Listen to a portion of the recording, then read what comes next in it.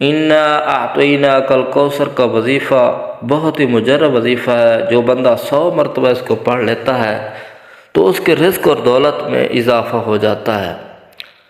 بسم اللہ الرحمن الرحیم، انا اعطیناک الکوثر، بے شک ہم نے آپ کو عطا کیا کوثر، یقین جانو کہ ہم نے تمہیں کوثر عطا کر دی۔ کوثر کے لفظی معنی ہے بہت زیادہ بھلائی ہے، اور کوثر جنت کی ایک حوض کا نام بھی ہے جو حضور اقدس صلی اللہ علیہ وسلم کی تصرف میں دی جائے گی، اور آپ کی امت کے لوگ اس سے سیراب ہوں گے۔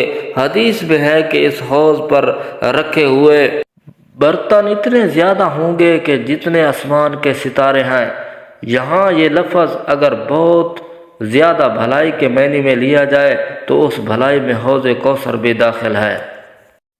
فَصَلِّ لِرَبِّكَ وَانْحَرْ، فصلی پس تم نماز پڑھو، لربک اپنے رب کے لیے، وانحر کے معنی ہے قربانی دو، لہذا تم اپنے پروردگار کی خوش نودی کے لیے نماز پڑھو اور قربانی دیا کرو۔ ان شانئک هو الابتر، ان شانئک بے شک آپ کا دشمن، ہوا وہ، ابتر کا معنی ہے دم نامراد، یقین جانو کہ تمہارا دشمن ہی وہ ہے جس کی جڑ کٹی ہوئی ہے۔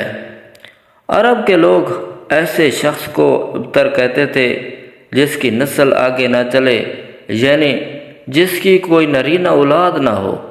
جب حضور اقدس صلی اللہ علیہ وسلم کے بیٹے کا انتقال ہوا تو آپ کے دشمنوں نے، جن میں عاص بن وائل پیش تھا، آپ کو یہ طعنہ دیا معاذ اللہ آپ ابتر ہیں، تو آپ کو نسل نہیں بڑھے گی آپ کی۔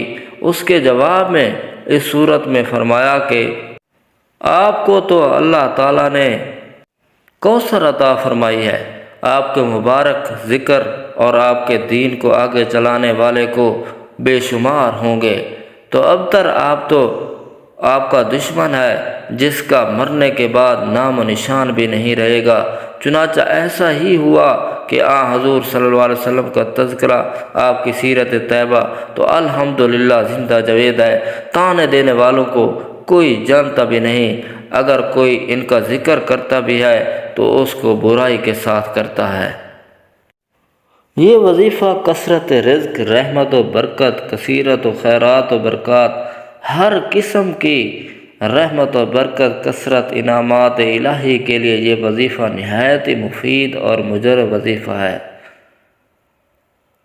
11 بار، 40 بار یا 100 بار پڑھیں، اول و آخر 11 مرتبہ درود شریف اور 11 مرتبہ استغفار پڑھیں۔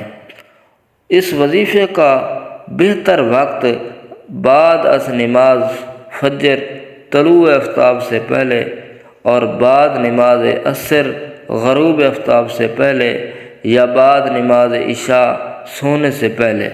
اس وظیفے کو کم از کم 20 دن یا حسب معمول اپنے زندگی کا معمول بنا لیں۔ انشاءاللہ اس وظیفے کو کرنے کے بعد اپنے رب تعالیٰ سے رو رو کر گڑ گڑا کر دعا مانگیں، اللہ تعالیٰ آپ کی دعا کو قبول فرمائے گا۔ یہ ہر حاجت کے لیے وظیفہ ہے، ہر پریشانی کے لیے وظیفہ ہے، بیماری کے لیے وظیفہ ہے، رزق کے لیے وظیفہ ہے۔ اس وظیفے کو ہر قسم کے طور پر بھی آپ استعمال کر سکتے ہیں، انشاءاللہ آپ کو کامیابی ملے گی۔ السلام علیکم ورحمۃ اللہ وبرکاتہ۔ شکریہ۔ جن دوستوں نے میرے چینل کو سبسکرائب نہیں کیا وہ چینل کو سبسکرائب کر دیں، شکریہ۔